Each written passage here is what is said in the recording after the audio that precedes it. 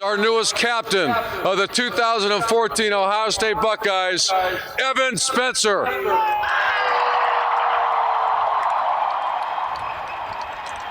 Buckeye Nation, we love you guys. This is for you. This is for the state of Ohio. And I mean, I can't be prouder to play with the guys that I did. And go Bucks, I guess.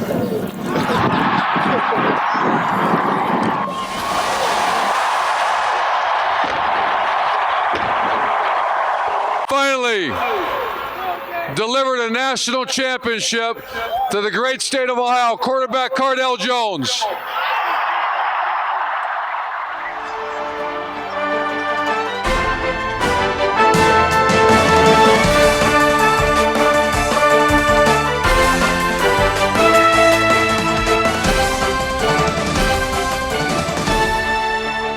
Hello and welcome to Chalk Talk, your source for Buckeye athletics, news, updates, and analysis. I'm Andrew Todd Smith alongside Mr. Aaron Yerian. You're, of course, coming fresh off footage from the national championship celebration in the Horseshoe this past weekend. Obviously on Saturday morning, the team, along with 45,000 fans, Aaron, converged on Ohio Stadium to commemorate the achievements of the football team. Yeah, it was pretty impressive to be there, especially on such a cold day with temperatures in the 30s, but it didn't seem to keep the Buckeye faithful away from Ohio Stadium. Buckeye fans appreciated being able to see all that hardware in one place. Urban Meyer, of course, referencing the emergence of this team. They had a wake-up call in mid-2012. He said, they weren't too good, but they put their noses to the grindstone, and they, as I said, brought home the hardware. So congratulations to them. And frankly, congratulations to Buckeye Nation, as you said, for coming out and braving the elements to support their team. So, but let's get into what's been happening in the world of sports that are currently in season and no longer celebrating past glories. If you'll allow me, I'll dive into men's basketball. Absolutely. Yeah, so they had an impressive upset victory over the visiting Indiana Hoosiers, ranked number 23 at the time. Now, this is kind of weird, Aaron. So we had mentioned on Friday's episode that Indiana was coming off a huge upset of Maryland, who was number 13, right? So they lose to an unranked Ohio State team. Penalties offset because they still went up in the rankings. So it's kind of interesting how they can be so hot and cold. But as I said, Indiana losing to Ohio State by a tally of 82-70.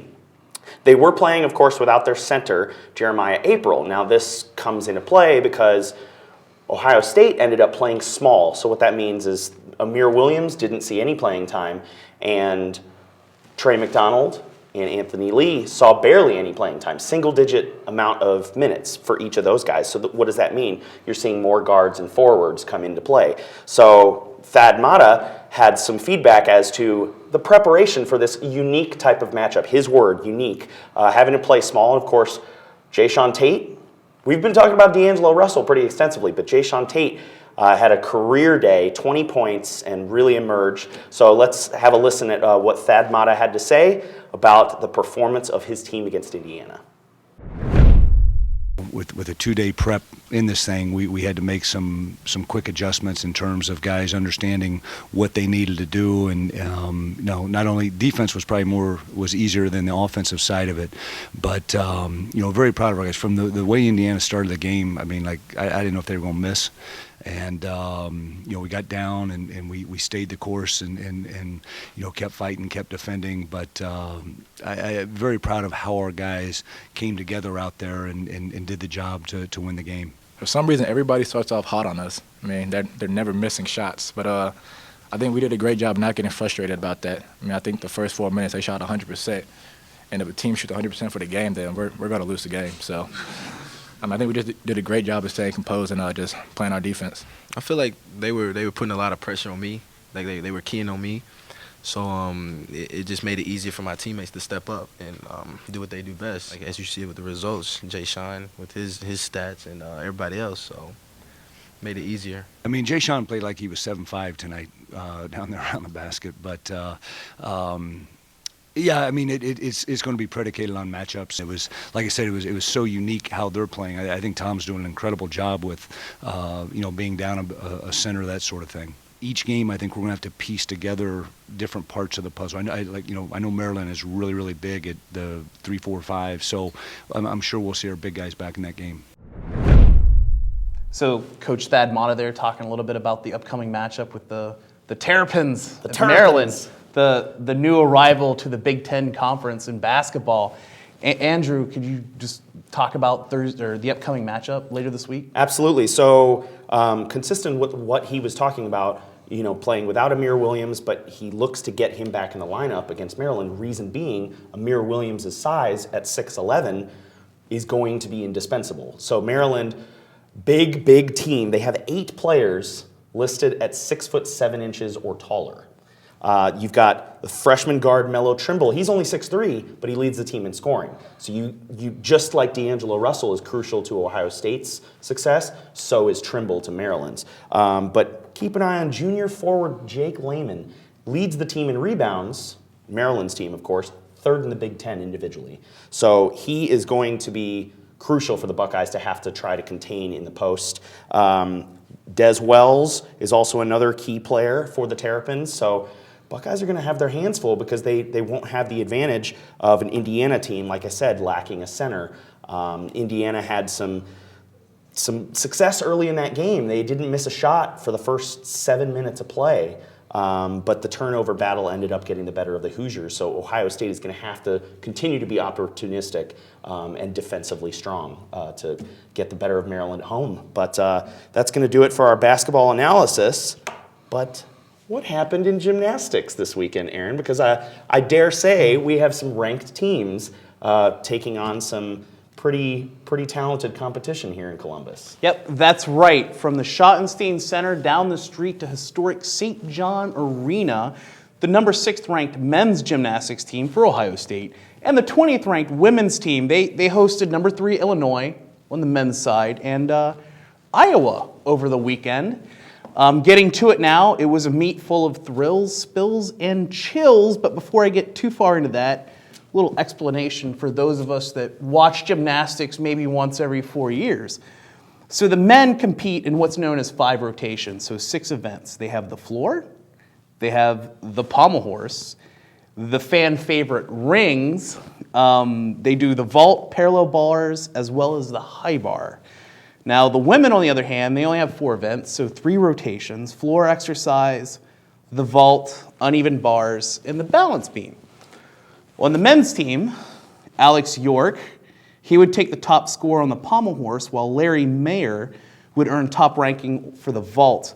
Unfortunately, that wouldn't be enough for the upset against the Illini. The Buckeyes would come up just a little bit short, but on the women's side, freshman Stephanie Merkel, the Canadian national team representative on the Ohio State squad, she'd go on to take first in the floor. And you know what that means, Andrew? Everything's coming up roses. Sophomore Tennille Funchess, she would also tie for the top score in the vault. Everything seems to be coming up roses as the women's team goes on to take a narrow victory from Iowa by .975. Goodness, razor thin margin. Extremely, but just enough to come out with a season best. Granted, it's not that far into the gymnastics season, but posting a top score for the team.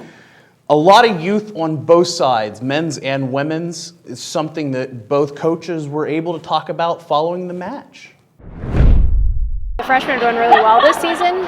Stephanie Merkel had a great night tonight, with the 9.925 on the floor. Taylor Harrison is another really strong freshman that we're looking to on 3 events. And actually, Lexi, one of our other freshmen, had a stomach flu and was only able to go on 2 events tonight. So she typically does the all-around. So that was a little bit of a concern going into the meet, but we had some kids step up and compete really well. This weekend, we also had a lot of guys, new ones, competed first time, and I think they did very well. We had some last-minute adjustments after the warm-up where we have to move some guys, and last couple events we ended up going even 5 up, 5 count, which is it's going to be by the middle of the season. That's what we're going to compete. 5 scores is going to count. So Andrew, as I was saying, there was a lot of youth on both sides. The men's team, they're going to head to Iowa City while the women go up to Minnesota. But you know, St. John Arena is a pretty versatile venue. What's going on with the 12th ranked men's volleyball team? You're absolutely correct. Good gymnastics analysis. I know we try to provide some variety here, but yeah, let's dive into it. Men's volleyball, number 12 in this week's AVCA poll, as you said, Aaron, improved to 6-2 on the season with a 2-game victory homestand this past weekend. They took on George Mason on Friday evening, won by a scoreline of 3-1, and then they faced Pfeiffer, the Falcons of Pfeiffer University, and they beat them 3-1 as well. Now, what was kind of interesting is I'll run down some of the players that were key contributors, but the storyline between the two games, let me get to that. So, sophomore outside hitter Miles Johnson had been struggling with a little bit of an injury, came back and had a very strong performance against George Mason. He had 13 kills, 4 of the 9 team service aces, which is pretty impressive considering he had been out. And like I said, so freshman opposite Nicholas Surson, we talked about him last time, leading the team, 20 kills, 7 digs though, so showing some variety of skills. Sophomore setter Christy Blau, 49 assists, no surprise there, a setter, that's kind of his main function. But we were able to, of course, talk to Coach Hansen after the game, but as well as senior outside hitter Michael Henchy.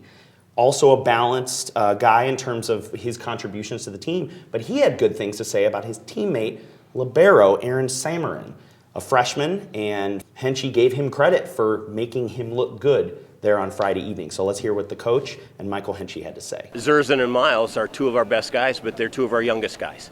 And Zerzan is going to be a great player, and he sets us such a high standard for himself that we have to keep reminding him, Nicholas, just relax. Just take a deep breath and relax. And Miles has been out with a little bit of a strained leg, and this was his first match back, and I thought he played wonderfully.